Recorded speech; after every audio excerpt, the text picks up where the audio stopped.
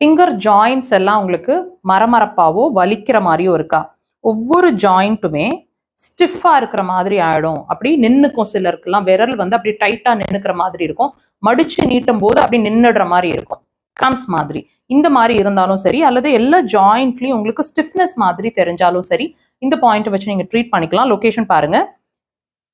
Grease இருக்கு இல்லைங்களா? பாமோட முடிவு அந்த க்ரீஸ்ல அந்த பாயிண்ட் இருக்கு. இதை எப்படி கண்டுபிடிக்கலாம் அப்படின்னா, லொகேட் பண்ணலாம்னா 2 விரல்ல இப்படி கொண்டு வந்தீங்கன்னு சொன்னா எக்ஸாக்டா அந்த நடுவுல இருக்கு அந்த பாயிண்ட். ஈஸியா நீங்க லொகேட் பண்ணிடலாம்.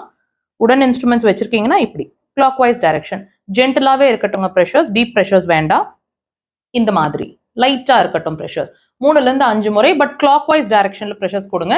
நான் சொன்ன மாதிரி 3 to மேக்ஸிமம் 5 டைம்ஸ் வரைக்கும் ப்ரெஷர். இது வந்து எவ்ரி ஒரு half an hour once pressure கொடுத்துட்டே வந்தீங்கன்னா ஒரு மேபி ஒரு 1 or 2 hours உங்களுக்கு நல்லாவே அந்த ஜாயின்ஸ்ல இருக்கிற ஸ்டிஃப்னஸ் குறையிறது ஃபீல் பண்ணுவீங்க. ட்ரை பண்ணி பாருங்க.